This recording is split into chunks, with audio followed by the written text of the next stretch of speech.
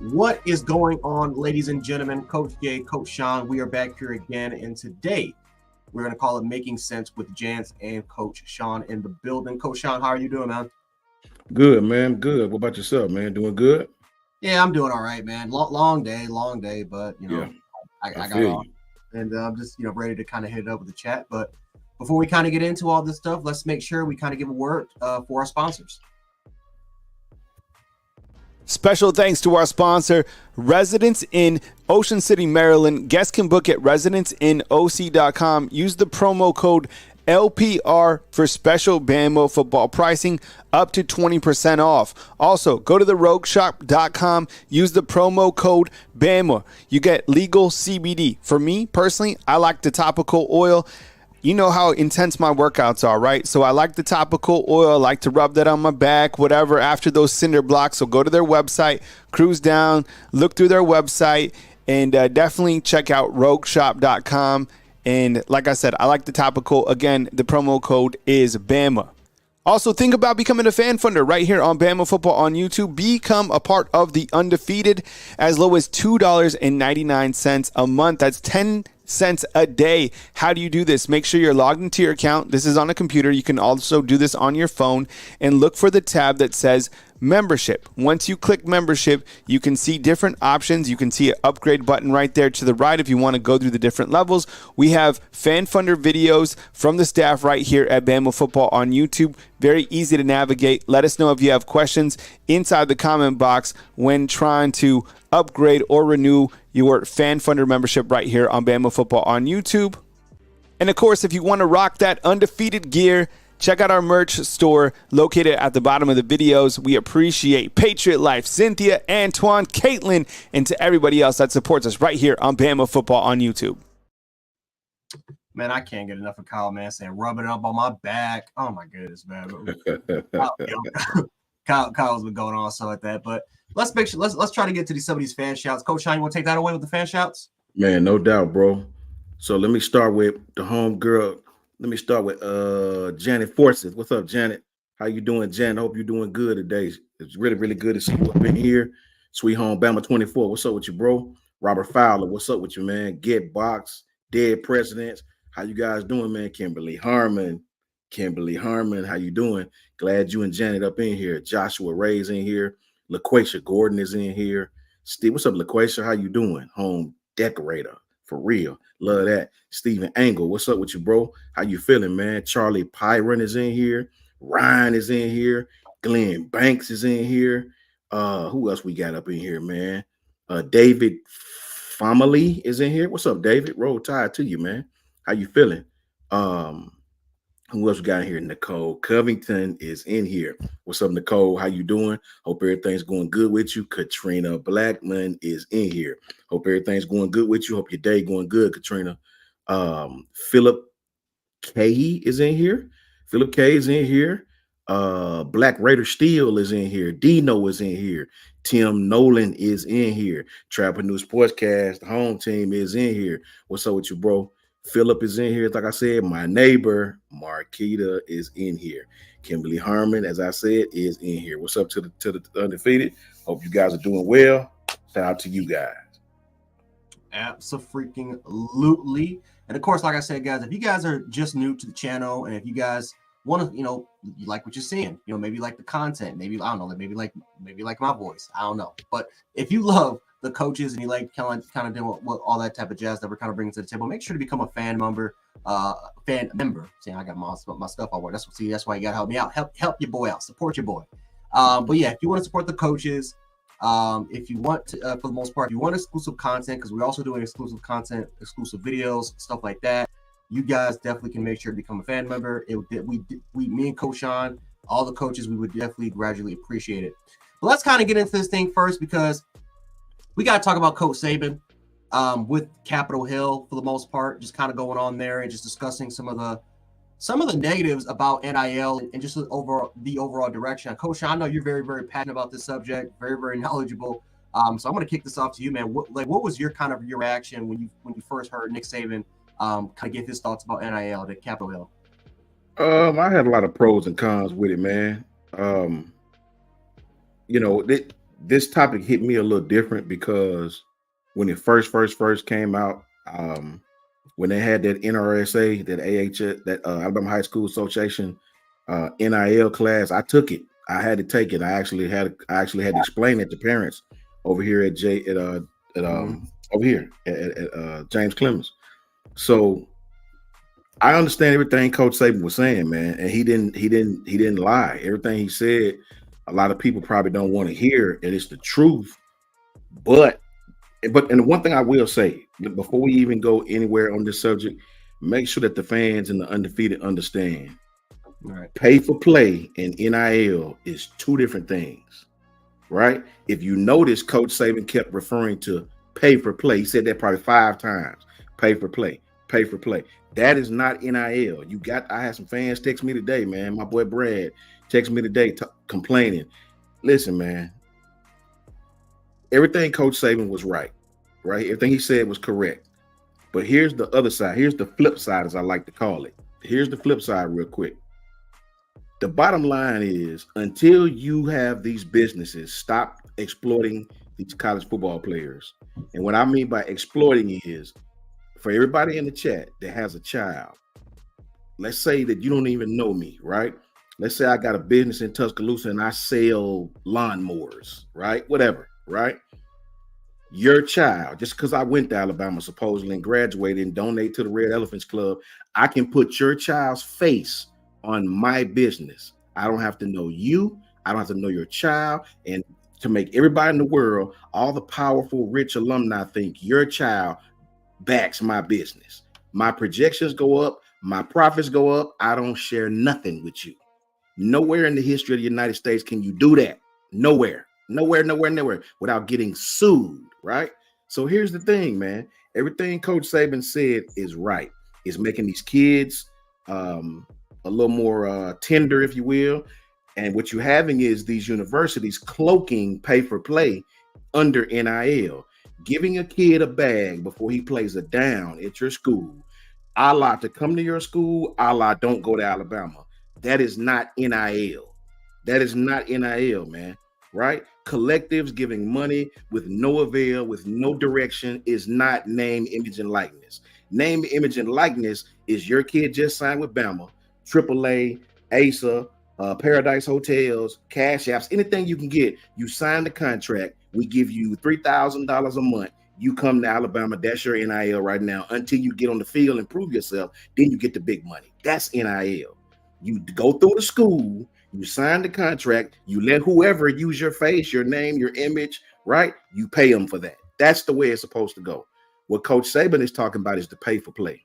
What Coach Saban is talking about is universities giving these kids bags, right? Before they even play it down, buying kids, in other words, right? Kids on the roster getting bags from other universities by tampering with them. That should be illegal. That's what he spoke on, bro. That should be illegal. But as far as NIL is concerned, NIL would not stop, man, until these businesses stop using these kids' face. It's a golf club. I'm not gonna call their name. It's a place to sell golf clubs right now.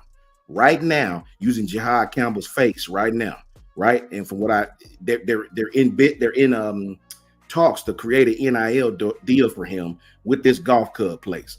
You cannot use somebody's name, face, or image without paying them. I bet you wouldn't use Kim Kardashian's name. I bet you wouldn't use Kim Kardashian's face. Guess why you wouldn't? Because she would sue you. She would sue you blind. So I tell everybody, don't blame the kids for this, man. Blame the adults. Blame the adults. The adults in the room have been doing this for years, way before this NIL stuff. They've been getting money outside the scholarship. The scholarship only says, Coach Jay, you play football, you keep your grades around a good GPA, I won't attrition you unless you can't play, right? The scholarship don't say nothing about helping little Jimmy down the street sell golf clubs. The scholarship don't say nothing about helping Van Tiffin sell motorhomes. It don't say nothing about going to the silent auction, making it don't say nothing about that. That's something that these adults have been doing, right? So until the adults get their mind right with this stuff gonna keep happening.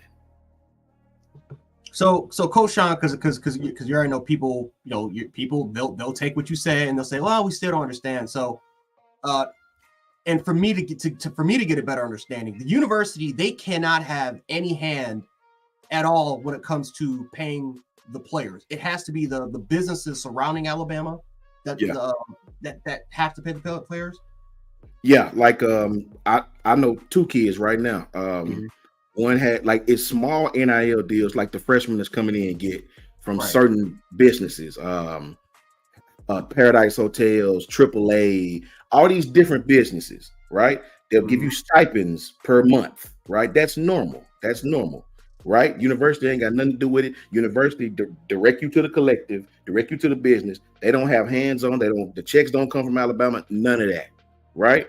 When you get to campus and sign with the university, and you an actual student at Alabama, like you're a student, not a freshman coming in, that's when you can sign with the big guy. The if you balling out, if they want your face, a la Bryce Young and Cash App, a la Bryce Young and Spotify, a la Bryce Young and Ford dealerships, that's when you get the big. That's how NIL is supposed to go, man.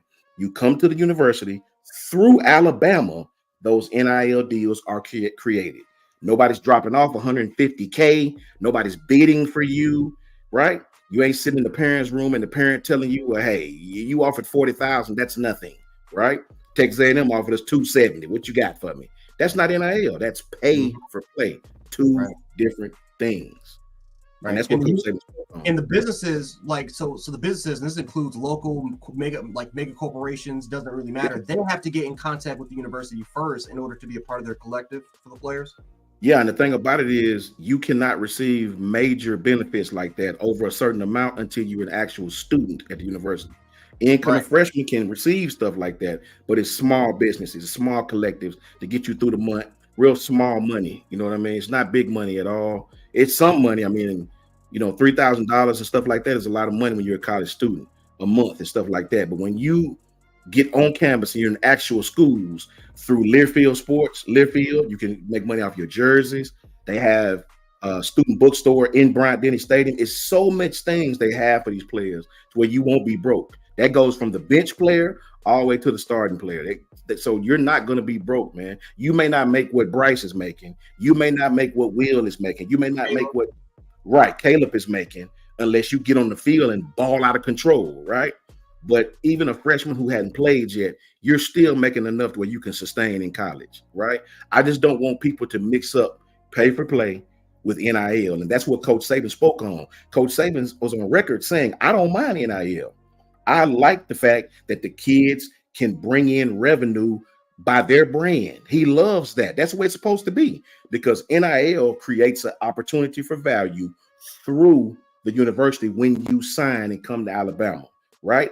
Not a bag from Texas to not go to Alabama. Not a bag from another university to poach a player off of a roster that's already signed to a university. That's something totally different. That should be totally illegal. And that's what's going on in college football right now. Road Warrior with the 199. He said Commissioner Saban has a ring to it for 7. 7 to that thing. All right. 7 to that thing. So I guess when it comes, because right now you already know Coach Saban, as much power as he, authority as he has, as much respect that he has, at least for the college football community. It also comes with haters, and you have a lot of people, thousands of people on Twitter going online. Yeah, they're calling out Saban and say, oh, see, when the playing field is level, all of a sudden you can't compete. There's allegations that that he's cheating, and it's just like it's the same crap that we've been hearing for like the last decade about Nick Saban. But what I think, and this is from the transfer portal, this was from the beginnings of NIL. It seems like Nick Saban is kind of like a prophet. Like every single time he's able to kind of speak on something or project on something, it actually ends up coming into fruition. Like the transfer portal, just like what's going on right now. Like you had the last 2 years, 2 years ago, you had 1,500 players. This year, you had more than 2,000 players into the portal to go to other different locations. And now you have plenty of universities, not just Power 5 or other kind of other D1 programs, but D2 programs, D3 programs. You have other programs. They can't even really sustain and have a full roster consistently because of the amount of people that's leaving and going. It's tough to the personnel staff. It's tough for personnel staff. It's tough for people that's on that recruiting level, right? PR people. Like it's tough. It's much tougher now than what it's ever been, let's say a decade ago, because we can't really sustain and really fill up those rosters a little bit. But Nick Saban has the haters. And people are saying, yeah, see when it's on the playing field, Nick Saban just abandoned and he left. And I think that's not the message of what Nick Saban is trying to get at. He's literally projecting what is going to happen with college football, because right now we are on a projection level where it's literally going to become the NFL. It's going to end up becoming a different league to the National Football League. Yes, players get paid, but Nick Saban never said that, like you just said. Saban, he's saying what everybody else is thinking. That's at least at the top. The NCAA, they lost to Tennessee and they lost to Virginia. They have no grip, no imagine. Like it's the Wild West right now, and it's just like I just people will take what Nick Saban said out of context and they'll just call him a hater for it. But that's just not what he's trying to say. He's trying to say that we have to find some sort of balance to this thing before things get out of control, because we will have situations where players were schools, and I got to be careful what I say, because last time when I said it, I got in trouble for some reason. That people DM me and say, "Oh, so you can get sued," or like crap like that. I'll just threatening crap. But Coach Sean, you know this. Schools offering acres of land. Yeah, it's a fact. Acres of land. Yeah. People, for the most part, and that's the university. This is not just a farmer that's doing it that has some sort of connection. Like this is the school owning land, offering the land to players, which is, by the way, this is public. So I don't know even why people would say that Texas A&M could sue me. It's full of crap. But I just said I don't care. But like we have these sort of situations going on right now where the universities are paying the players instead of local businesses, right? And I don't know, like it's just it's ridiculous right now what's going on. And what's happening even more now, what's happening even more now so than ever is these schools, man, they're fighting dirty. Yeah. It's really grimy. It's very, very dirty. And I mean, how many players have we seen so far that have literally came out in interviews and say, this is the reason why I left. And I left because this school offered me something, basically offered me something. We've seen one of our players, former players, talk about it, how our university offered me something in the past. And I decided to look back on it because they were in contact with me for 2 years. So I don't know. Nick saying he's going to say what he's going to have to say. People are going to hate it and they won't listen to it until it's too late. Here's my thing, man, that people are uneducated about, man. Coach Saban is trying to save you from yourself, right? It pisses me off that you got people out here that don't understand what the man is saying, right? It makes me angry because people are talking about now the playing field is level. First of all, the playing field will never be level in college football. Never. It will listen to what I'm telling these people. The playing field will never be level in college football, bro. It'll never go ask Liberty. It'll never be level in college football. You always gonna have the have and the have-nots in college football. Coach Saban is trying to save you from yourself. The part that pisses me off is people talking about he left when the playing field. Listen, man, stupid. These people don't even understand that the NCAA cannot even enforce their own rule without litigation nowadays, right? The rule that they supposedly came up with, you can't even enforce that no more because people will sue you. The Supreme Court told the NCAA, we don't want nothing to do with this, right? They went to the Supreme Court to try to get them some help. Supreme Court was like, nope.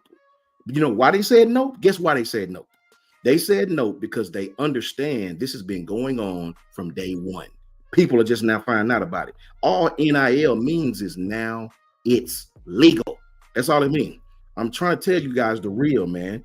You have to understand. Let me explain something really quickly. Greg Burns said the University of Alabama had a $40 million deficit from non-revenue sports this year. What a deficit mean is a deficit is what's the best way to put it? It's the amount by which a team is losing something. Okay, right? They had a $40 million deficit from non-revenue sports that football and basketball easily paid for, right? Football is the breadwinner at most schools. And when you don't use football as your breadwinner, you end up like University of Alabama, Birmingham. You don't have no football program. You don't have no endowment. You don't have no enrollment, nothing, right? When you try to go away from football, you better be in an Ivy League school, because that's the only league I know that don't really have to depend on football for money, right? Football pays the bills, man, everywhere. So what football does, that's what the whole university gonna do. What Coach Saban is saying, NIL is okay, right? The pay for play is what he got a problem with. You can't sustain by giving 58 kids a couple of $100,000 and some of them in the millions. You can't sustain by poaching players off other rosters, building your roster, right? You cannot sustain like that. As far as what people are saying about Coach Saban's now complaining, it's some doofuses out there, man. I heard Chad Johnson say some stupid stuff, man. I couldn't believe Chad Johnson. I couldn't believe him. I thought he was more educated than that, man. For them to say, let me explain something to you real quickly. Go ask any top-notch kid, and I can speak for Georgia on this, right? Georgia, Alabama, and up until this year, put that in bold letters, Ohio State didn't have to pay players that type of money. We'll give you a little small NIL deal. Georgia, Alabama, and Ohio State, and this is straight from the recruits' mouths, they didn't have to pay money like that, like the other schools had to, right? Where this school was giving Bentleys and cars and all that stuff, Alabama give you $20,000. Cool, come on through, we'll set you up here. Alabama didn't have to pay money like that. So when they talk about level fields being level, Coach Saban never had to do that, bro. It's a sad fact that people don't understand that there is no level playing field. And as far as Coach Saban retiring because of that, that's the stupidest I ever heard in my life. Coach Saban is 28 years from being 100 years old, man. Coach Saban is 28 years away from being 100, man. The man is 72 years old. He's coached football for over 50 plus years. The man been talking retirement for the last 3-4 years as it is, right? I don't know not one 72-year-old man, even my uncles who old, get frustrated with me, right? They don't like dealing with stuff that they don't understand. Coach Saban is a football coach, not a damn accountant, right? Coach Saban is a football coach and an educator and a leader of men, not a damn accountant, not a damn, what's the dude that be at the auction talking real fast, bidding, taking everybody's bids? No, man, that's not what Coach Saban is, bro. And if that's the way we're going, I would retire too. There's a lot of uneducated people out there. You just angry that Coach Saban is putting it on the forefront. The sad part about it is all the top coaches are saying the exact same thing Coach Saban is saying. Go ask Kirby how you feel about it. Go ask Deboer how you feel about it. Literally the same comments. Yeah, it's the same comments, bro. So it's a lot of you that don't understand, a lot of these haters, you know what I mean, are taking this opportunity to not listen to what Coach Saban is saying. You know what I mean? NIL is a great thing, bro, when it's done the way it's supposed to be done. Look at Justice Haynes, his deal. That's how it's supposed to be done, right? Look no further than Bryce Young and Will Anderson. You know why they played in that game and didn't sit out? Because they knew what they were going to get from the NIL deals, right? They understood. I know all about the cash out. I know all about all these deals they had, right? That's what you want to do with your players. Bama don't want the money. Bama want the publicity. Just make sure you got that crimson jersey on. They don't give a damn about getting your money. They want the pub, right? You come here, you sign with us, we get your deals, everybody's happy. Not I drop you off $5 million and then you leave you got to recruit your roster today and the college kids, right? You can't just recruit the freshmen like you've been recruiting, right? You got to recruit your own damn roster because of this very thing.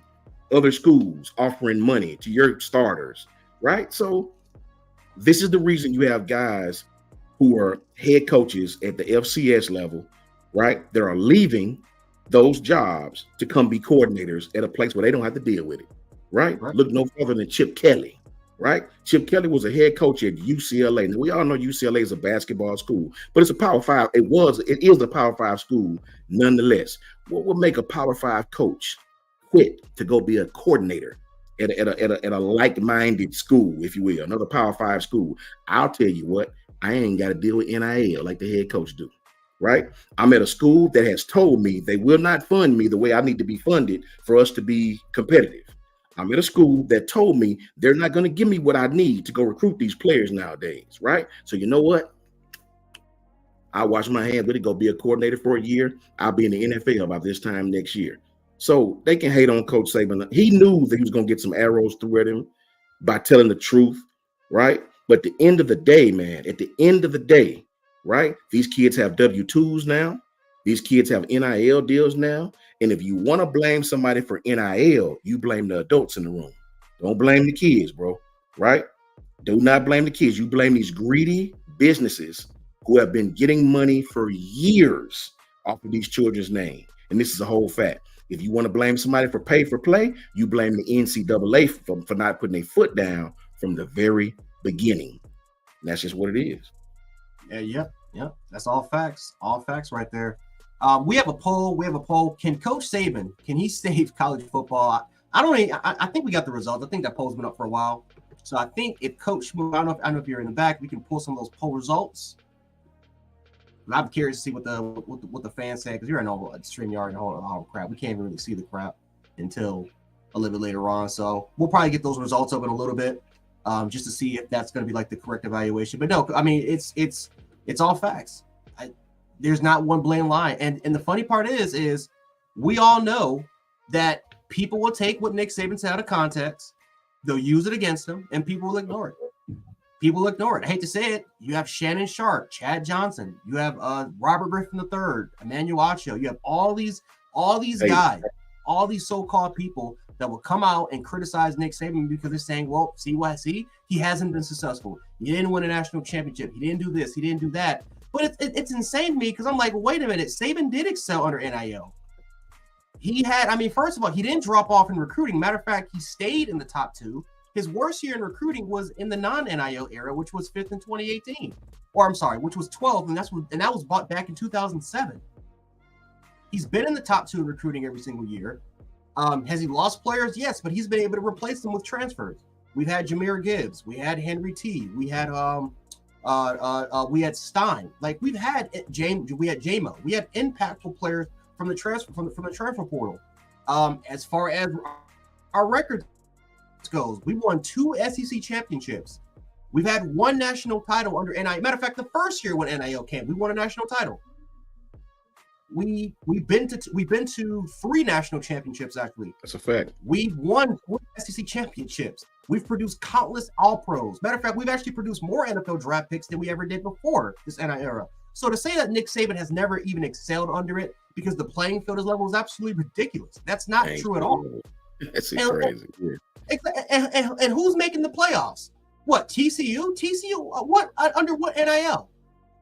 TCU was a lot of those players left to go to the draft or transferred because of the lack of NIL opportunities. That's why they left, and they sucked the following year after their national championship appearance against Georgia.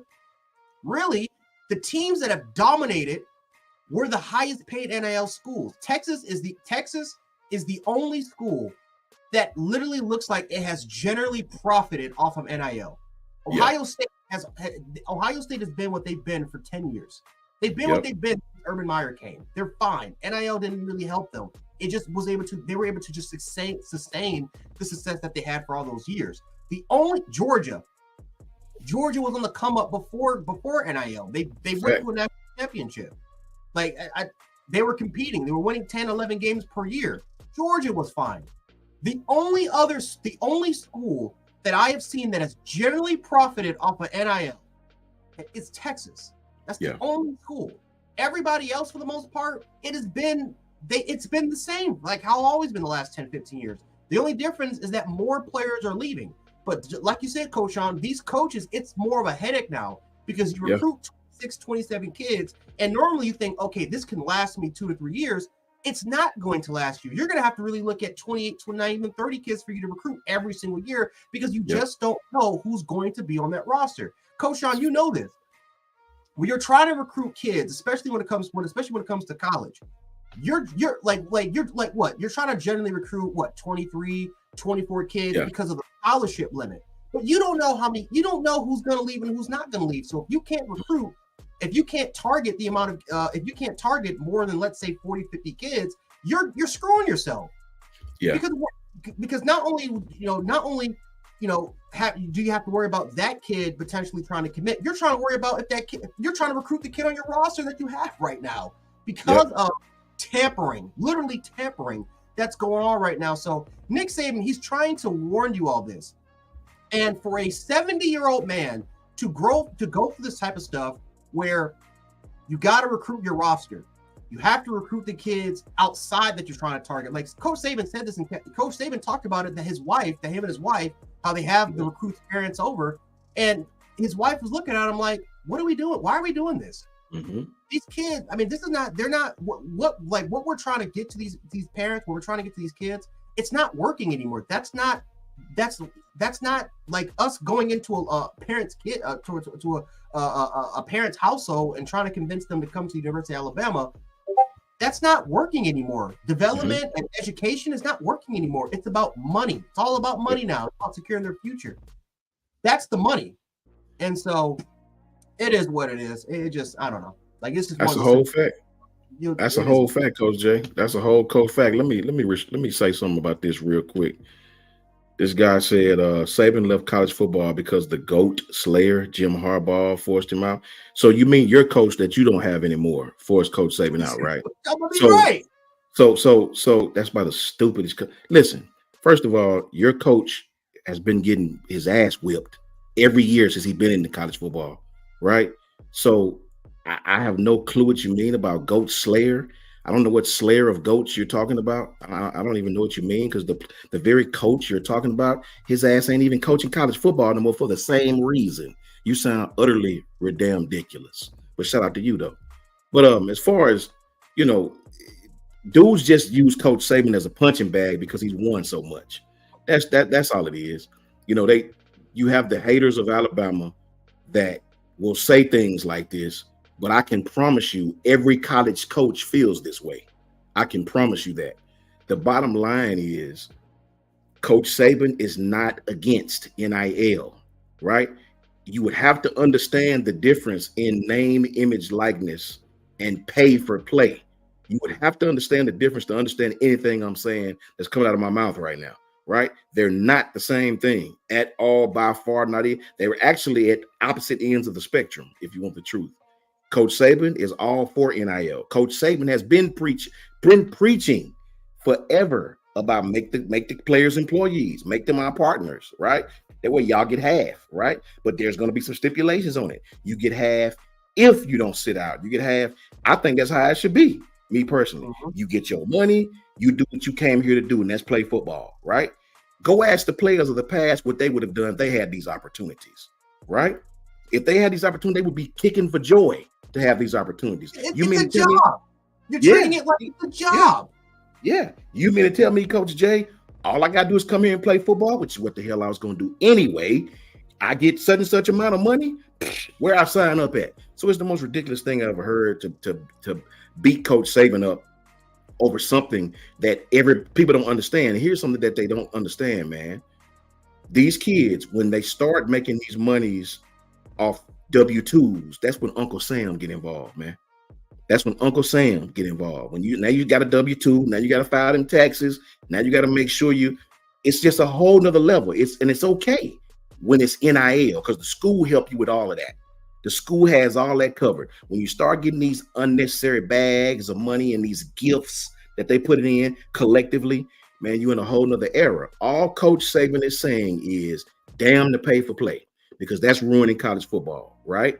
It's going to keep the same schools good every year. And for those that's hating, Bama is not one of the have-nots, idiots. Bama is one of the haves, right? So he's preaching really against Bama, but to help the entire college football world. Bama is not suffering from this, right? All y'all that talked about Bama was going to fall off in it. Well, guess what? Nah, wrong again. So Bama is not being affected by this. You know what I mean? It's the other schools that's being affected by this. And that's all he's trying to do, man, is preach to people and understand. NIL is great. Pay for play is ridiculous. That's a great segue to Kalen Deboer, what we're going to talk about in a little bit. Before we kind of get into that, we had a poll up. Is Coach Saban trying to save college football? 93% of you guys said yes. 6% of you guys said no. We had around 87 people to vote. So yeah, we appreciate your feedback. And like I said, guys, this is people. I'm telling you, in 5 years, people will understand what Nick Saban's saying. Yeah, as they always do. Yeah. like we always do. They said it about the transfer portal. Oh, Nick Saban was right. We talked about it with well, I'm not going to really say the name, but he was right about that. It is what it is, and people, we understand this, but there's a lot of ignorant fans that won't. It is what it is. But kind of, I guess, kind of going into that segue. What do you think about Kalen DeBoer and some of the criticism that he can't really recruit so far, especially under the NIL situation? Because right now it is hellfire. It is hellfire with NIL. We understand that transfer portal, the Wild West. How do you think that Kalen DeBoer is doing right now, and just what some of the criticism that he has as far as coming into this year, as far as that he can't recruit? I mean, I've been on record as saying in the beginning that I need for Coach Deboer and them to get on their job. That was me that said that when they was here shaking hands, kissing babies. Damn all that. I need you to get out there in the field and get these kids. And they did, right? They did. That was me that said that. I'll tell anybody. That's what I said. That's what I meant, right? And they did. They hopped to it. They got on the road, started reeling them in. I think for being a new coach in a new conference at another university, I think Coach Deboer has flexed his muscle. What Coach Smoot said? They in these streets. Yeah, they are, Coach Smoot. They are doing their thing. They are all over the place. You cannot go to a top school without seeing a Bama representative. You cannot go to a top athlete in our state or in the South without seeing Alabama still in this top 5, top 3, top 10, right? Nothing changed, bruh. For all the haters. Who would have figured, right? For all the haters out there, Moon Rocker, what's up with you, bro? For all the haters out there, guess what? Alabama is right where they were every year, Coach Saban. We're never ranked in March in the early. We're never ranked, right? It's kind of like Coach Jay said a while back. All these schools y'all see, especially the Penn States, the Notre Dames, guess what that's going to happen as the months go by? They're going to have one decommitment, another decommitment, another decommitment, another decommitment, and their recruiting ranking is going to start doing this. Bloop, bloop. They went from 6 to 9 to 12 to 11. It happens every year, man. They start off hot, and guess what happens? They fall the hell off. Nothing changes, right? Alabama has the recruits that they need and want, right? Nobody can say anything bad about the recruiting prowess of what Coach KD is doing right now. His staff are doing right now. I think it's shocking that people are being shocked. Like, they're like, wow, Alabama hadn't fell off, right? I see some coming into the haters, me personally. Yeah, it's just, and like I said, I ain't gonna lie. I got Coach Will, he telling me to kind of crank this thing up. Yeah, I've been getting red hot about some of this crap like this because, I mean, yeah, who would have figured that Kalen DeBoer would have hired a staff in the South, in order for him to, and all of a sudden a bunch of kids, not just from the South, but from the Pacific, but from the West Coast, Pacific Northwest, these kids are interested. You got kids from my neck of the woods, my area, that's getting a lot of buzz and a lot of representation. You have a lot of kids from the Midwest area that's getting a lot of representation, a lot of people that are, and a lot of buzz from a lot of the staff, and they're interested. All of a sudden, I'm not saying that Nick Saban, that he's going to out-recruit Nick Saban. But as far as what Kalen DeBoer is doing, as far as his reach going, it's pretty impressive. It's generally impressive. Matter of fact, I think a lot of people forget that Nick Saban's first couple of years, he didn't just settle down in one market in one area. He went all over. Remember, he got Mark Ingram from Michigan. Yep. People don't remember that, but he got Mark Ingram from Michigan. He got kids from New York. He got kids from Ohio. He went all over the place the first couple of years, and he was really the first coach to go all over the place, right? USC, the great Pete Carroll USCs, why would you go anywhere else when I could just settle down in Nevada and I can just settle down in California? That's my stomping ground. I got to control. Miami had South Florida on lockdown, right? Like you had like some of the most like Nebraska, they controlled the Midwest and the Northeast. They controlled that. They controlled those areas, right? Alabama, Southeastern area was always their area. Nick Saban was really the first coach to go all over the place. And all of a sudden you're starting to see everybody do it, but they can't really do it at the level that Nick Saban or Urban Meyer, because I'll give Urban Meyer that credit. Urban Meyer, when he went to Ohio State, went to the South and got a lot of kids from Southwest to the Southeast. He dogged it. But Kalen DeBoer a lot of kids are it's buzzing. It's ridiculous right now. And you got, again, that's the staff that he kind of put together. A lot of young guys, guys like Courtney Morgan, guys like Jamarcus Shepard, a lot of young guys that are relatable. Like you look at our coaching staff, we're taking selfies. We're taking videos. We're getting a lot more access to practices from their personal accounts, something that Nick Saban wouldn't have done. And you got to give a lot of credit. You got to give a lot of credit to what Nick Saban has been. To what Kalen DeBoer has been able to do, finding coaches that can relate to the kids. And all of a sudden, guess what?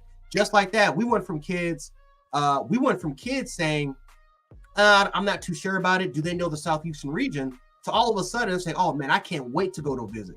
You got kids going on their Twitter, on their personal Twitter profiles saying, I can't wait to visit Alabama. I can't wait to take this visit. They're excited. They love talking to these coaches. And so, yeah, for all the haters out there that's saying that he can't recruit, I think he's showing you the guys that he can recruit. And I think teams are afraid of that. Yep. Because let's be honest, the offensive scheme that he's bringing to the table, the type of, and this is not just the offensive side of the ball, but the defense, but also the defensive side of the ball, something that the SEC hasn't really seen before. This is kind of like when Johnny Manziel and Missouri, when Texas A&M and Missouri, when they kind of came in the SEC, and they had the SEC on shook because it was something that we weren't used to, and even we fell victim to it. Well, Kalen DeBoer is bringing that magic to the University of Alabama, and pretty sooner or later, teams like Georgia, teams like Tennessee, Auburn, all these. Well, Auburn, they're in shambles anyway. But you got teams like Tennessee and Georgia that are trying to sit up here and say, oh, well, Alabama's going to fall in shambles. They don't know yet. And it's going to be pretty hilarious when Alabama once again get the top 2 or top 3 recruiting class in the country, and all of a sudden we're in the playoffs doing our own thing. Jay Townsend gifted 5 freaking subs. Good gosh almighty, man. We appreciate you, Jay Townsend. See, Jay Townsend, he's trying to take that title back. He's trying to take the title back for number 1. I see what he was trying to get to, man. But yeah, Coach Sean, it's haters crazy. Being haters. It's haters being haters, and it's kind of ironic that it's the schools that can't beat Alabama. It's the schools that are like vultures, man. They're just waiting for. They're seeing that, hey, Alabama's dead to the water. That's their corpse. Let's go pluck on it, and they can't do it. That's a whole fact, man. I can agree with that 1,000,000%. It's crazy because he's recruiting just what we need right now. And if anybody know how college football go I've been through a new coaching staff coming in. Coach Cooper came. That's the first thing a new coaching staff do when they get an opportunity is get every recruit they possibly can on campus at one time. You know, that's what they do. So it was very smart for what coach did. And the thing about it is the certain fans of other universities might not know, but the coaches know. Trust me on this. Kirby Smart know what Coach Deboer is doing. Brian Kelly know what Coach Deboer is doing, right? They understand, man. The coaches know when the fans clearly don't. Shout out to Jay Townsend, get the 10 Bama football on YouTube with Kyle Henderson memberships, 10 more from Jay Townsend. Jay always cutting up. Easy. You did a great job, Jay. Thank you for that. We both appreciate you, man. You know what I'm saying? So you just have to let people that when you hear haters talking about what they don't know, you have to just let them talk, man, because they clearly don't know, right? I would tell any hater that talk bad about Bama's recruiting, go look at the recruits we have now and look where these kids will be ranked here in a few more months. You clearly are confused and misled, right? You clearly wouldn't know a football from a damn soccer ball if one hit you in the face and peed on your porch. You still wouldn't know. It's all facts, man. So you got to let them talk, bro. You got to let them talk because, actions speak louder than words, right? They'll come up with excuses and they'll talk ridiculous. Actions speak a lot louder than words, man. You know what I mean? So just tell them, be patient. Be patient. Want to jump to these running backs, Coach Jay? Oh yeah, we can do that. Before we kind of get into that, we do have a poll right now about Kalen DeBoer, right? As far as Kalen DeBoer ground on the trail. Like I said, we kind of have that poll up for A, B, C, and D. So make sure to vote on it. And I think Coach Luke, he's going to put that poll up when everybody's ready. So make sure to kind of go vote if he's going crazy on that recruiting trail, what's going on right there. But yeah, we can jump into the running backs real quick. We can definitely jump into the running backs. As far as running backs, we'll get that work. Coach Sean, we'll kind of start off with you to get that thing off. All right, shout out to Jay for 5 more subs. Nuts. Jay doing his thing. As usual, Jay always doing his thing. Jay, shout out to you, bro. You always do your thing. Roll Tide to you. You are greatly appreciated, man. That's a whole fact. For me, it's really, really simple. You know, when they talked to Coach Sheridan, right? Coach Sheridan was saying how they're going to ask the running backs this year to do a lot of different things, right? Things that they really didn't do a lot of in the past. They're going to be running pass routes that I don't think any of our running backs ran last year, you know, as far as the middle of the field, deep in the field. But certainly protecting the ball, running the ball, pass protection, catching out of the backfield, good in all aspects of the game. They get to show that they're complete backs, right? They're complete backs. It's crazy because Haynes is oddly enough one of the most experienced players, right? Returning in this Alabama backfield, him along with Jam. So I really enjoy that you're going to allow these backs to be running backs.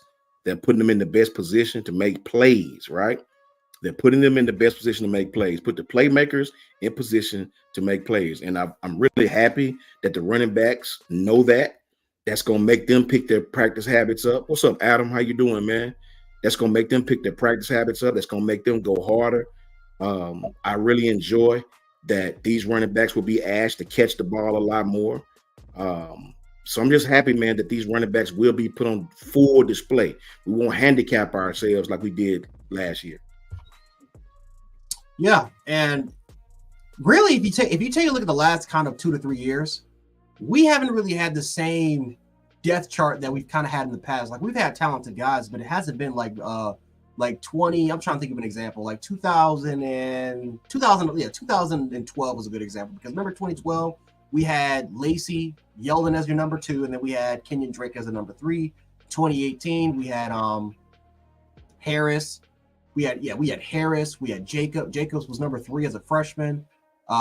We had Harris. Najee Harris was the number 2 guy. Brian Robinson was number 4 for 2 years actually. So we haven't really had the same kind of trail. And honestly, I think that you can make an argument the last couple, like 2-3 years, is that in part because of coaching. Now Robert Gillespie's he's part of this staff, and he's a great recruiter. But as far as development, is that more on the coach, or is that more on the offense? Not really setting these kids up for success. And again, we haven't had the greatest offense in the world. It's kind of ironic that some of the worst times and worst eras was under Bill O'Brien's tutelage. And then, of course, we had Ty Maurice that was trying to incorporate his offense into the mix, and we saw he had to really adapt the offense to fit Jalen Miro until like week 4, week 5. But yeah, I mean, it hasn't been that great as far as the running back position. So we're now kind of in an era where Justice Haynes, who should have been playing more, I will always say that he should have been the number 2 back on the team, but I get it. Wasn't a developed pass blocker. But you have Justice Haynes, you have Jam Miller. I'm very, very high on Richard Young. I think Richard Young is good enough to be the number 2 guy. Right. Whole fact. And then of course you got freshmen like Daniel Hill. I'm big on Daniel Hill. I think he's kind of more of a power back at 239. You got a lot of guys kind of coming in that has a lot of talent into the mix. But I think the question is is this the year where I think you don't really need running backs that now so then often, because of the passing game because I think we all could agree the passing game would be improved just schematic wise. It's much more improved compared to Bill O'Brien and Tommy Reese. So, and then in Jalen Miro, he's gonna also be featured in the running game, right? His legs will be featured in the running game as well.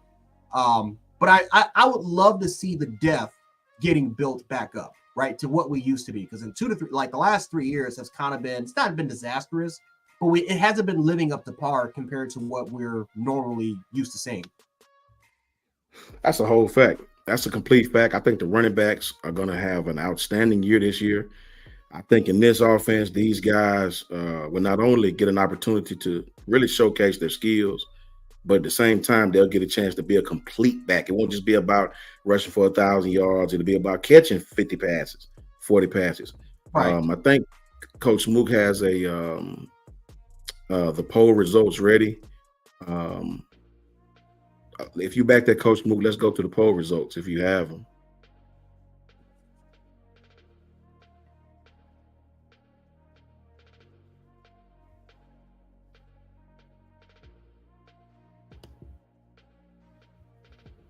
Or it could Okay, be. he might have stepped away for a little while. So yeah, I'm ecstatic about the running backs. I am. I personally think this group fits what Coach Deboer likes to do. I think they're more versatile. I think they are more explosive as far as getting up the field, creating plays. I'm really ecstatic about it. I cannot wait to see what these guys do when given the opportunity in this type of offense. I really like the type of offense he runs where he picks on the safety. I really enjoy that. Put that safety. If you don't have a dog at safety, right, and you don't have some guys that are absolute dogs in that secondary, Alabama's going to move the ball on you. Alabama's going to move the ball on you. These kids are very, very, very motivated. And when I saw that story that I'll probably talk about tomorrow, maybe from Tyler Booker, what he done, it just go to show you, man, a lot of schools are not doing what Alabama's doing. Now, the haters will tell you something different. An uneducated goof will tell you something different. Because he don't know no better. He don't know no better. Let's just keep it real. They don't know no better. They just want to find a reason to beat up Coach Saban. You know what I'm saying? But wait till one of your star players are plucked from your team by some other team. Then you're gonna be complaining, right? So, and again, I'm not like I don't blame these kids. I'm not gonna call these kids entitled. I'm not gonna say that because the adults in the room created this, man. Right? You can't blame a kid for wanting $3 million. Hell, if I was 18 and they offered me $3 million, what you think I'm gonna say too? If you right now out there watching this was offered $3 million, your grown ass would take it. Don't lie, right? So I'm not gonna beat the kids up about that, bro. I'm not gonna do that. We just gotta set something in place to put parameters on this, man, and punish those when they do things outside of the rules. That's just period what it is. Yeah. Coach Mook had to step away. He's tired as all hell. So I think the show is pretty much gonna be ours. So like I said, Coach Mook, dog, make sure you have a good rest. Make sure you have a good rest. And like I said, we'll be definitely be catching them early in the morning. And of course, we'll also of course, I think around like this time, I think around 8, 9, he'll be back on. So get some rest, Coach Mook. Get some rest, brother. But no, yeah, I listen, I completely agree with you as far as what's been going on with NIL in these sort of situations. And it's just, I'm telling you, man, I've been hearing rumblings. When I keep saying Judgment Day is going to happen on April 17th, I'm not joking, man. A lot of fans think I'm joking about it. I'm not, man. It's serious what's about to happen. And because of the NCAA not having any power, there is a lot of tampering, guys. There's a lot of stuff that's going to happen. And I'm telling you, you will see it. There's going to be a lot of names that you're going to be like, wow, this dude decided to transfer. And it's not going to be because of the position that they're really struggling into. It's simply just because of what's happening with this time period. Tennessee and Virginia losing, I think, really hurt the NCAA because they have no backbone. Yeah. And quite frankly, it's nothing they can do. So, I mean, yeah, I'm telling you, man, Coach Sean, Coach Saban, a lot of these guys, they're trying to tell you how it is. And look, people tell you, people, they'll listen. They'll listen sooner or later. Adam has a $15 super chat. Adam, thank you, man. Thank you for that super chat, Adam. We appreciate you more than you know. Coach Sean, why would any coach want to deal with these entitled kids like Isaiah Bond? They care about money, but it will come at the expense of their development and won't succeed in life. I'll agree with you, Adam, as far as the quote about why would any coach want to deal with it. A lot of coaches don't want to deal with that. A lot of coaches don't want to deal with that. But what I will say, Adam, is I won't condemn the kid for taking the money. I just won't, because I know a lot of kids come from different backgrounds and some kids need it more than others, some kids' families. I guess what I'm saying, Adam, is I see where you're going and I agree with you, but it's hard for me to sit here on this camera. I would be a hypocrite if I agree with the complete statement of that, because at that age, I might have done the same thing. As much as I love my university. 16 and 17 years old, if you got offered, hey, we'll offer you $1,500,000 plus a Lamborghini to come to Texas, would you take it? Well, I probably would have done the same thing. Right. So I can't. Yes.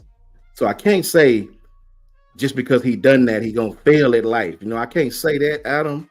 But what I can say is, as far as college football is concerned, this just kind of sucks. It just kind of sucks. But here's the bright side, and Coach Jay spoke of this. Everybody in the undefeated, we took our lumps when Coach Saban retired, right? We still taking lumps from some people. Here's the bright side, and Coach Jay just highlighted it. For all these Caleb Downs and Caden Proctors and everybody leaving, guess what? It's the shoe is about to be on the other foot very soon. So just like somebody poached us, stay tuned. I think Coach J called it the Holocaust. Yep. It's coming. It's coming, bro. I gotta highlight it. We gotta make t-shirts. I'm telling you, man, it's coming. It works both ways. Yeah. It's a lot of people, man. It's a lot of players that will leave, not because of the situation, not because of the depth chart, not because they're not getting the playing time. They're gonna go because of what Coach Sean has what we've been highlighting the entire show. And there's nothing that they can do about it. It's wild. It's going to be wild. And what university is going to benefit off of it? It's going to be Alabama. It's a whole fact. There you go, Coach Jay. What we got here? We got Jay Townsend. Jay Townsend with the $10 super chat. He said, "Roll Tide, roll for life. Blitz, Bama, blitz. Let's show some love to these guys, to the undefeated." Man, appreciate you so much, Jay Townsend. Jay Townsend's been on it. He's been on it all night. Thank you, Jay. Bless you, man.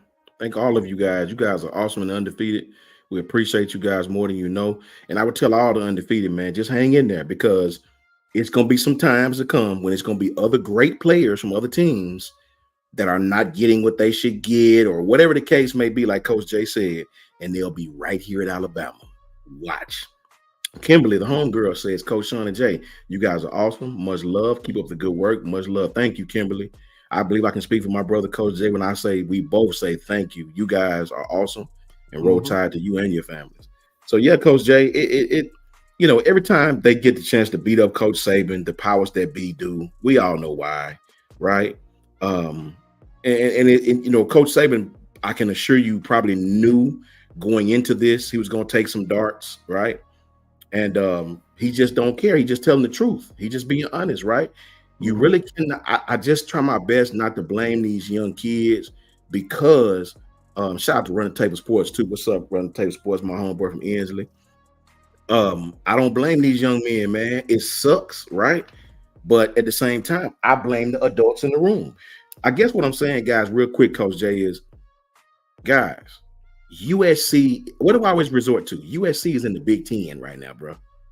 A California school is in the most northern eastern conference in Power 5 football, right? Guess why? I bet it's an easy answer. See if anybody in the chat can tell me, guess why, right? Caitlin Engel, $20 super chat. Roll Tide, fam. Thank you, Caitlin. You know, we always appreciate you, sis. We appreciate you so very much. Thank you, Caitlin, as always. Antoine Currington, $20 super chat. The resurrection is coming. He said the resurrection is coming, like we never fell off. I got it planned out. I'm going to add it to the point. We are playing the Undertaker theme song. It's a whole fact. On April 17th.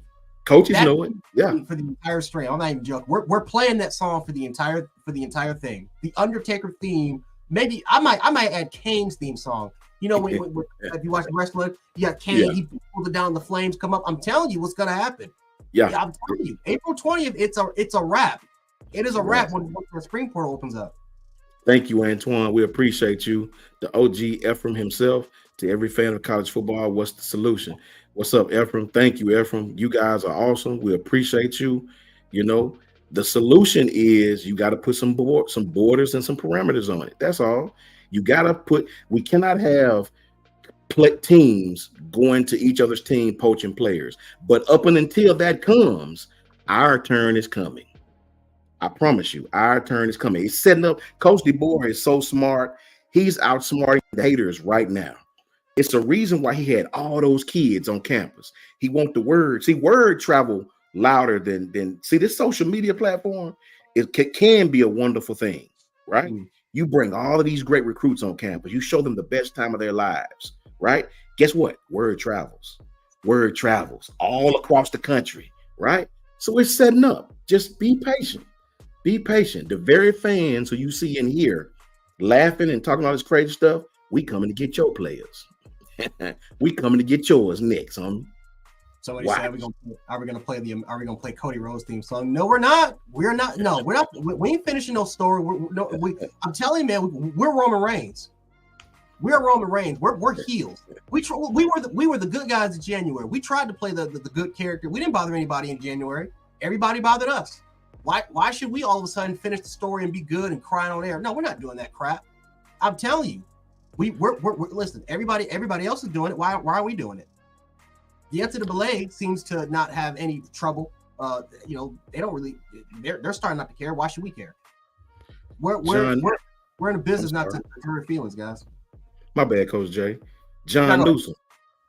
I wasn't talking about putting limits on players, John. I'm talking about putting limits on the rules that are in place, the poaching of players, the allotment of dropping bags of. You can't. I don't want to put no rules on the players. If I'm a player, I'm gonna take what I can get as well, right?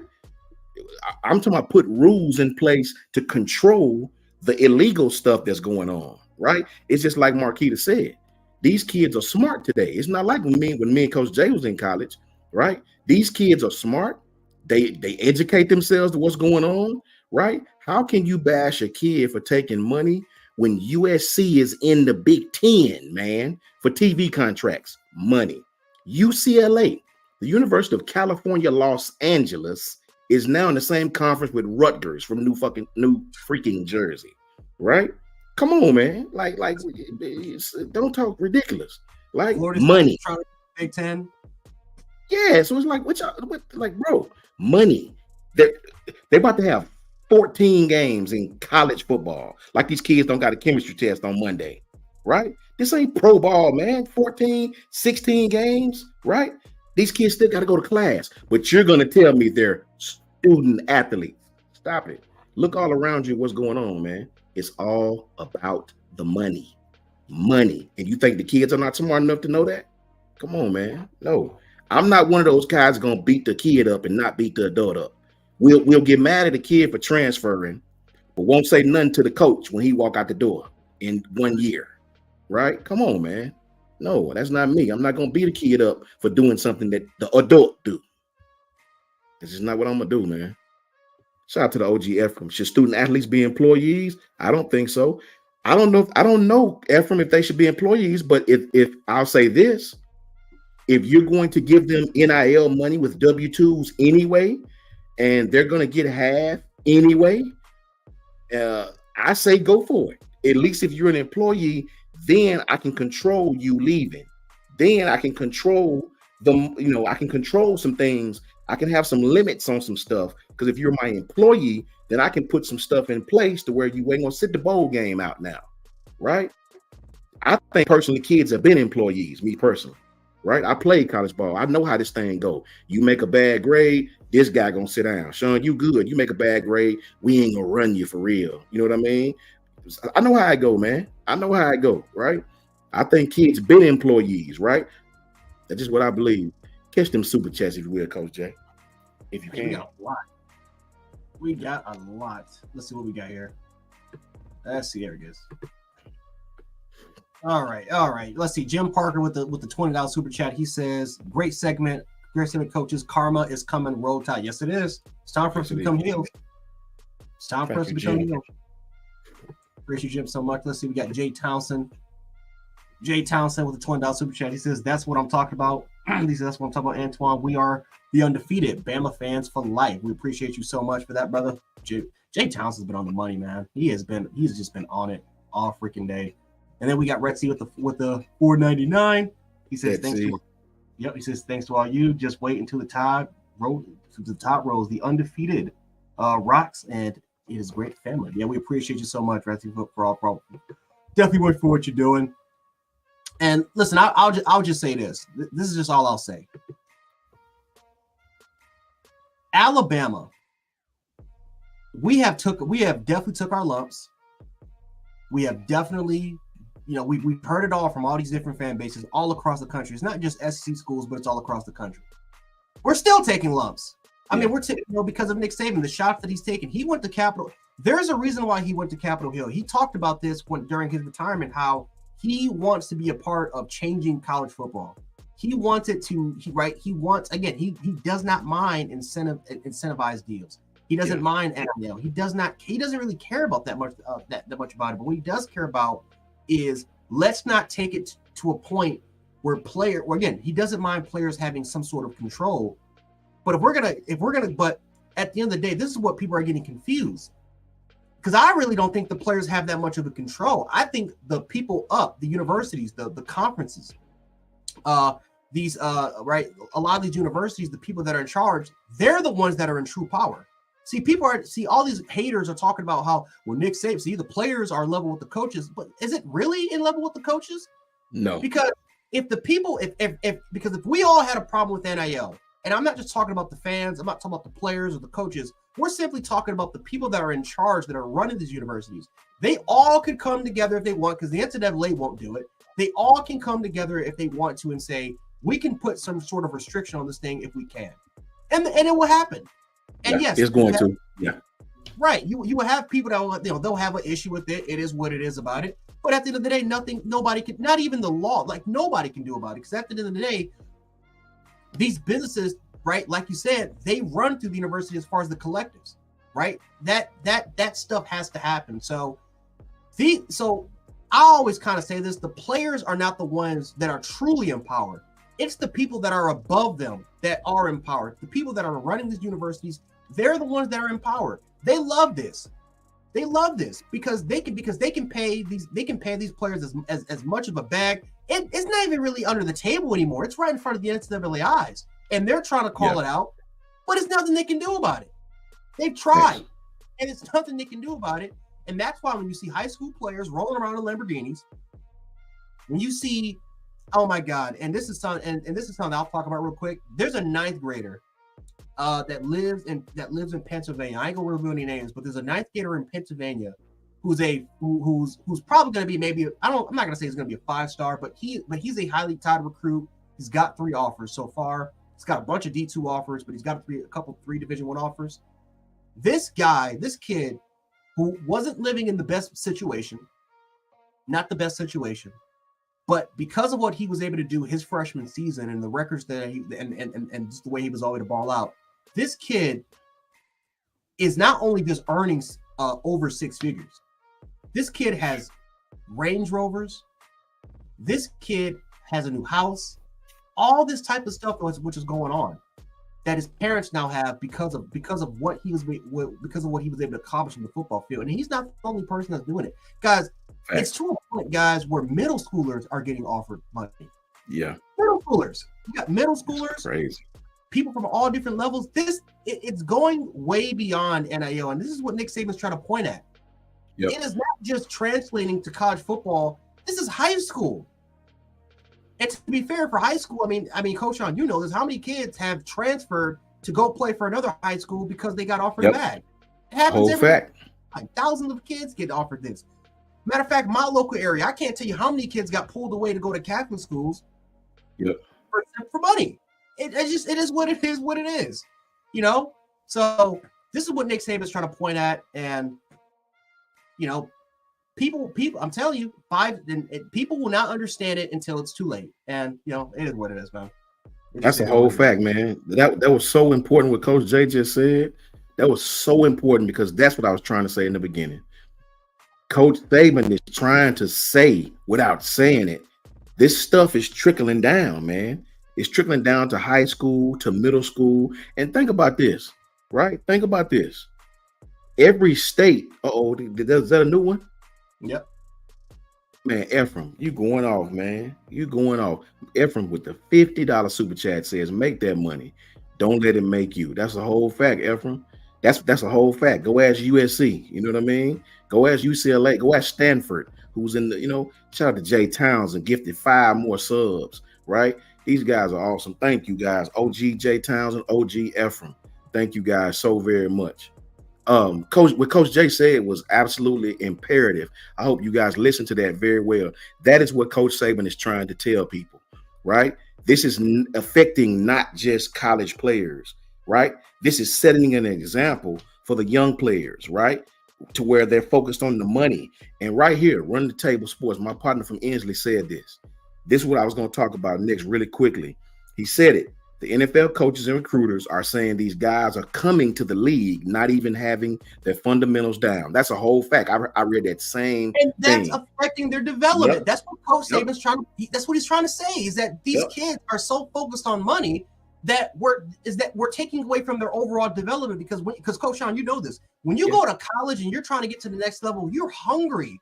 You're trying to get to the next level. That's where you're trying to support your family. That's where you're trying to support yourself, your future, your future. When you're getting offered hundreds of thousands of dollars in middle school, damn it, in middle school and high school, and you're getting offered that much money, you're not even hungry coming into college. You shouldn't be able to roll in Lamborghinis and Ferraris going into your signing day. Yep, that's a fact. It's ridiculous, but that's what Saban's trying to talk about, guys. Wait 1 second. Where is it?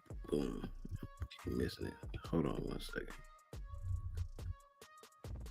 What's up, LaQuesha? How you doing?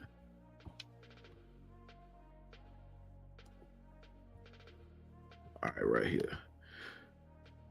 Lisa Fitzhugh says everyone needs to hear your spot on take on Coach Nick Saban's true position on NIL versus pay for play. That's a fact. That's a fact, Lisa. It's like the haters are going to hear what they want to hear. Coach Saban is trying to tell you guys NIL is cool. Everybody's for NIL. That's how it's supposed to work. But this pay for play, kids getting money in middle school, right? What that's going to do is it's going to put their focus on something that's not going to keep them successful, right? Running Table just said it. Coach Saban spoke on that. He said these kids are coming to the pros less developed academically, athletically, and mentally, right? And mentally. So it's like, these kids, all the things Coach Saban started coaching for are starting not to exist anymore, man. Right? So what he's saying is you're setting the precedent for these bags of money, right? The kids are coming to college not worrying about being good. They want to know, how can I make the bread? And if you're not going to pay me, I'm going to go over here and get it. Well, guess what that's doing? They're not making friends in college the way they would have if they had stayed at one school. I got friends I went to college with that I'll be friends with until God calls us home, right? I'll be at their funeral and they'll be at mine, right? They're not getting these relationships anymore, going to 3 or 4 different schools. Their academics are suffering, right? Their development is suffering. So, look at Isaiah. Respect to Isaiah, he's still tweeting the Bama players, right? So, man, look, all he's saying is NIL is okay. The pay for play sucks, right? It really does. It's going to hurt the kids in the end, man. It really is.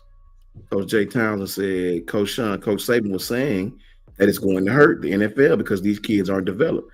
They are expecting to be entitled to the NFL. Yeah, I mean, it's almost hard not to be entitled when you get that kind of treatment all your high school years, all your prep years. Then you go into college and expect to hunker down on them then? Nah, it's too late then. It's too late. It's crazy, Coach Jay. It's crazy, man. It really is. It is. It absolutely is. But like people will not understand until like 5-10 years down the road when I'm telling you when it affects their university in the negative light. And I'm not even gonna say really in 5 to 10 years. Watch what's about to happen in like April 17th or 20th. Watch what's about to happen when that spring portal opens up. And you start to lose starters and they start to go out and transfer and go somewhere else. Because why? Because you have other universities that are going out there and offering these kids. There's nothing they can do about it. Nothing they can do about it. Hold on, Coach Jay. Oh, what you got? Hold on for a minute. So let me answer this for this guy, John Newsom from Texas. John, let me answer your question because you clearly new here, right? That word, or maybe you're not, maybe you was in here rubbernecking because that very thing you said, pocket watch, and I just spoke on the other night. Everybody in chat can talk to you about that. I don't think you understand plain English, John, or what I was talking about. You can't pocket watch a kid who ain't old enough to go drink. You know what I'm saying? If you can't walk into a liquor store and buy your own alcoholic beverage, I don't give a damn what you want. You still live under my roof, you're going to do what I say do, right? Or you can go handle your business, right? People who are not even 21 need a pocket watcher. I don't know where you from or how y'all do it, but if you're 16 years old, just got your license, you need somebody to watch your pocket, right? Because you'll go spend some money on some foolishness, right? And as far as we being broke, you don't know me at all, do you? You don't know what I am. You don't know what Coach J is. You a fan with a weird avatar, right? You don't know nothing about what my funds are. You don't know what I do all day, and you don't know what my bank account hold, brother. Nor did you do no Coach J. You just a fan with a weird avatar of a damn Sphinx or something, right?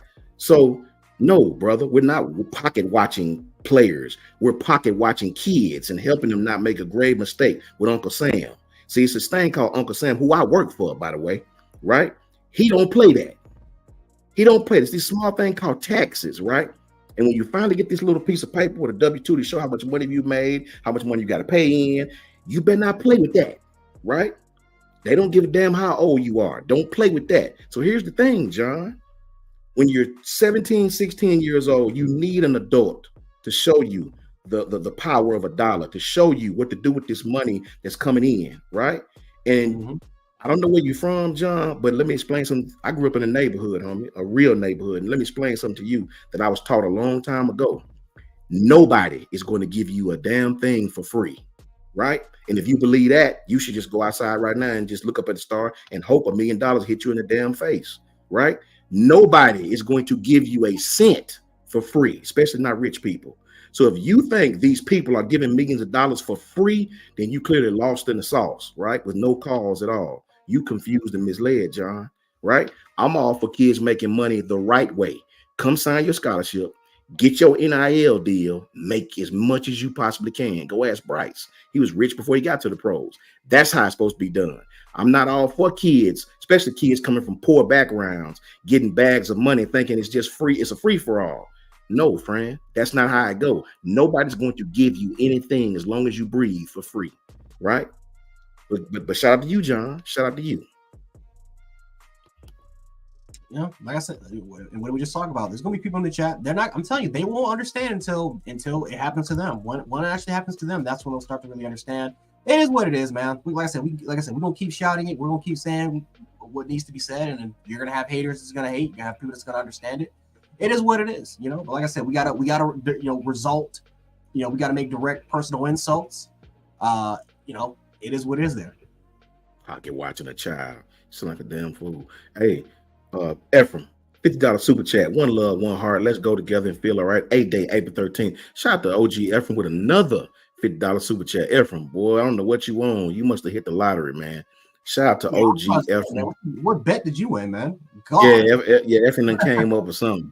He done came up with something, bro. You know, I don't know about John, but if my 16-year-old son, if I had a 16-year-old son, which I don't, I'm not gonna let him have 50,000 without showing him what to do with the 50,000. Because if I let my 16-year-old have 50 grand, all he gonna do is make the Cadillac dealership rich. That's all he gonna do. Contract. That's what people are not talking about. Is like you just said, they're not just gonna hand you $50,000 or $100,000 for free. They're gonna expect you. They're gonna want something in return. That's what I would do. You gotta believe it. If you're gonna want something in return. You're not just gonna take that, because this is what people don't understand. We've had people that's gotten paid hundreds of thousands of dollars for other universities, and then all of a sudden, when they want to transfer, they don't receive the money.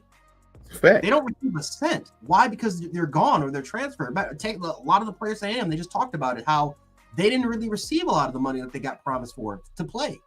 It's a whole fact. You gotta know what you're doing, man. Look at Florida. Quinn Ewers, he got offered, I think, around $1 million, $2 million for that truck, for that car dealership in Ohio. Didn't receive a cent when he went to Texas. Didn't receive a cent. Look at Florida. They're being sued right as we speak. Right. For the Jada Rashada situation.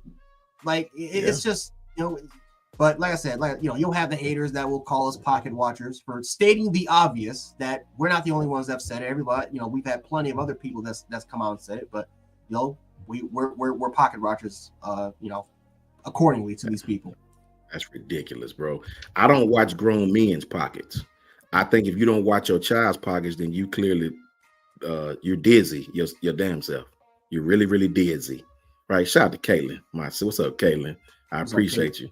If you don't watch your own child's pockets, right, especially when they're dealing with that amount of money, then you're clearly dizzy. Just a little bit. Just a little bit. Oh, yeah. Boy. But at least let's I guess we'll talk about the last segment. Talk about something that's actually a little legal for once. But yeah, we'll talk about NFL free agency as far as what Bama players, because Bama players got paid over the last couple of days. I don't know if you've been keeping track of it. But you got guys like Ashawn Robinson. He got paid to go to the Carolina Panthers. He's going to reunite with Bryce Young. Got to pay, I think, around $20 million, $30 million. So congratulations to him. Derrick Henry got paid 2 years, $16 million deal. to go to play for the Baltimore Ravens. So hopefully he can actually play for a great team, potentially compete for a Super Bowl, maybe. Xavier McKinney, 4 years, $68 million deal. He got paid a bag to go to Green Bay. Shout out to all the greats, Xavier McKinney. Mac Wilson is with, I believe, the Arizona Cardinals. I think 3-year, $14 million deal. Shout out to Mac Wilson. Raekwon Davis, this was actually kind of shocking. 2 years, $14 million deal. A lot of people called him like a rotational defensive nose tackle. He's actually been getting a lot of crapped on by a lot of Dolphins fans. So I'm glad that he got his bag, because a lot of people thought he was going to get like a $4 or $5 million deal. Got a $7 million deal, 14. So congratulations to him. Josh Jacobs, 4-year, $48 million deal to go to the Green Bay Packers. He's getting paid rightfully what he deserves. One of the best running backs in the National Football League, gets to go to a good team. Shout out to Josh Jacobs for doing his own thing. Jerry Jeudy got traded. We still got to watch out for Calvin Ridley, see what he's been able to do. Hopefully he can get paid, go somewhere else. That'd be great if he comes to my Buffalo Bills. We need a receiver number 2. We just let go of Gabe Davis, so it'd be great if he can come here. And I'm trying to think of anybody else that got paid. Landon Dickerson. Landon Dickerson, highest paid guard in the league. So yeah, that's big shout out to him. He was able to kind of reset the market for guards. He didn't get the $100 million that Robert Hunt got, but he was able to, at least per year, he still is number 1. So shout out to him and all the Bama players. I probably missed some other players, but shout out to all the Bama players that got the bag, that got paid. Once again, showing that if you trust the process, you do what you need to do, especially when you get to the pros, you're going to get paid rightfully so. I'd like to say that if everybody go to my Twitter page, I reposted my own comment, because back on January 28th, after I think the Ravens got beat by, was it Kansas City? Kansas City that beat them? Mm-hmm. I said, if the Ravens don't get a running back to take some pressure off Lamar Jackson, they'll never win. They'll be good every year, but they'll never win the big one.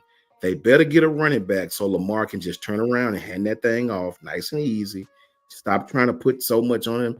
It's not cool for Lamar Jackson to be anywhere near your top rusher every single year. That's just not going to get it done. They have the best running back in the league to me as far as running the ball is concerned. They have the Mack truck himself. I think the Ravens will be a problem. That is the division where running the ball counts. Steelers, Raiders, Browns, Bengals. That is, that's a huge pickup. Huge. I personally think the Saquon pickup is a big pickup, but until the Eagles fix that defense, I don't know how much it's going to matter, right? That's a whole fact. Just my humble opinion, though. Yeah, they got CJ Gardner-Johnson back there, so that helps. But no, they still need help. They still need help at a corner. They still need help at corners, nickels. Like it's very bad. Linebacker situation is terrible. They just picked up an edge rusher, Bryce Hall, for like $50 million, and he's kind of. He's a good pass rusher, but as far as setting the edge goes, I don't know, man. Like, you had 2 guys in Reddick and Sweat. Don't really see the sense there. But I don't know. It is what it is. It is kind of what it is there. Xavier McKinney, man, I think he has a great opportunity for him to kind of fill in that role that Darnell Savage play more, and he gets to play that role, man, that he can just play in the box, play man coverage, that can play a lot of man coverage, but he loves to hang around the box. He's got the range, of course, but pretty much that primary role that he played at Alabama, he's going to be playing that. He's going to be filling that exact role that Darnell Savage did. So I think he's going to get a big up, excel in his career. And you're talking about a former Pro Bowl safety. Yeah. Had a pretty good stand with the Giants, and he got paid. He got the bag, $68 million. Especially in a safety market, it's been terrible for safeties. Like, running backs got paid this year. So all this, running back, they got paid. They got paid a lot of money. I think there's one running back that still is looking for something. Everybody else got their money. So for Xavier McKinney to be not only to be the highest paid safety out of this class, but to be the first safety taken, that just goes to show you, man, how good of a career he's been having. Like I said, shout out to Raekwon Davis. He's been disrespected a lot. He got his money, and all Bama players are getting paid once again. And I can't, next season it should be even more wild. And it's been a wild free agency. Bryce Young, he got some help. Damian Lewis, Damian Lewis, and he got Robert Hunt, so he's got a couple guards. I have no idea why they paid him $100 million. But help. He got help. He just needs some help at tackle. You can try to give him some more tackle help. That would definitely, hopefully help him out because Bryce Young got murdered last year, got killed. Yeah. And he needs all the help that he can get for sure, man. But yeah, shout out to all the Bama players that got paid. And yeah, like I said, good luck. Good luck for the rest of the season. Like I said, we'll go. I think we'll still keep track of it, or at least I will, because Tua might get an extension. That's a big possibility. We'll see what happens with some of the other players. Jalen Waddle could get an extension. So we'll definitely kind of keep an eye on that. But Coach Sean, before we wrap up, man, any final words? Yeah, I'm gonna answer this last question. John from Texas says, question, have y'all paid for using the player's name, image, and likeness? Well, to answer your question, John, we don't get paid for any player's name. People don't log in to see a player's name or image or likeness here. We use a graphic here, and we don't get paid for that. We get paid when the people like Ephraim and the rest of the chat drop super chats to listen to what we talk about. You need to educate yourself because you're confused and misled, brother. Confused and misled, both of them. So, last thing, my Steelers have done absolutely nothing in free agency but got Russell Wilson, and we did get Patrick Queen, right? We did need a linebacker, and we got a punter, a punter. So we've done practically nothing, right? I was hoping for Justin Fields, me personally, a young quarterback, right? But we got Russell Wilson. He kissed a couple of babies and shake a couple of hands, and hopefully that'll help us, But we're pretty bad off right now. So, I won't even get on here acting like I'm happy about it because we've done practically nothing. Could have got Calvin Ridley. Calvin Ridley was speaking like he wanted to be in the black and gold, But he didn't. Black and yellow, but he didn't. We didn't pick him up. We didn't want to, upset Pickens. You know what I'm saying? So you got rid of DeAndre Johnson. Exactly. And so it's just a very, very, very bad time right now in Pittsburgh, and hoping for better days. Jay Townsend, good night. Jay Townsend, good night and great job, coaches. Shout out to you. Shout out to you. Me too, Jermaine Mims. Me too. Thank you, Jay. You awesome, brother. Roll Tide to you. Good night to you. Have a great night, man. Roll Tide, Jay. Me too, Jermaine Mims. I just, I don't know where to start, Jermaine. I really don't. I feel you. I feel you. Listen, my Bills. I mean, it was okay. It's not the best situation, but we didn't get any big names. We freed up. We restructured our quarterback. We freed up. We got money now, and we still haven't. All we've done is just resign certain players here and there. We paid Mitchell Trubisky, we paid him $8 million to simply just sit the bench. I don't know why we did it, but we did. We signed one of the worst punters in the league. So yeah, I mean, I don't know. This has just been a weird free agency. I don't think anybody got massively better. I think there's a lot of dumb mistakes. I know Coach Mook, he ran it last night about Kirk Cousins. I don't know. They gave him a bag, bro. $45 million per year, $100 million. Kirk Cousins at 36, coming off of an Achilles injury. You can't make it up. You can't make it up. But look at what Buck said, Coach Jay. Look. See, yeah, with 49. Yeah, that's crazy, Buck. That's your franchise court, and the crazy part is, it's nothing Atlanta. Atlanta can't do nothing for 3 years. You are stuck with him for 3 years because if you let him go 2 to 3 years, you're going to end up like the Broncos, where $38 million of cap is eaten up, and now the Broncos are in cap hell right now. It's not. They might not even be able to go under. And any sort of transaction that they make, as far as franchise tags, as far as other free agent signings, the NFL can simply deny those transactions because they can't get under the cap. So the Falcons, you are stuck. You are stuck with him for 3 years. And you know what? I would have traded for Justin Fields. If it didn't work out, I can just draft a quarterback. I could have got after Jaden Daniels. I could have tried to trade up and try to get Drake May. There's a lot of other things I would have done besides making Kirk Cousins, a 36-year-old quarterback who's coming off of a torn Achilles, on turf, guy. And he playing on turf inside. Oh God! Oh boy! And we all know the Achilles on turf. Yep. Most likely injury to that injury. It's crazy, brother. Well, Coach Jay, We much appreciate it, man. I thank you for tapping in. You know, I hope the chat enjoyed us. Yes, We sir. thank the Undefeated for doing everything you guys always do, man. You guys are your name, you know, it definitely describes you, man. You guys are awesome as always. Shout out to my brother Coach Jay, who do an awesome job every time. Shout out to Coach Smoot. Shout out to Ty Hayes. Shout out to JM, Jake Merrill. You know, shout out to T and Kyle and the whole staff, man. We appreciate y'all and roll tide to you. Yes, sir. Make sure to follow us on Twitter. Of course, we got our Twitter handles and stuff like that. We got to start adding stuff in the description. But yeah, you can call. You can follow me at Jant Sports, and then like I said, you can follow Coach Sean at at Just My Humble Opinion. Jam Sports Talk. Yep. Tap in, guys. Tap in. We appreciate you, man. Thank you. You know. Yep. So make sure to follow us. If you're not a fan member, make sure to become a fan member for more exclusive content and just as overall support for coaches. And we gradually appreciate you guys. And yeah, we are out. Roll Tide, Coach Jay. Roll Tide.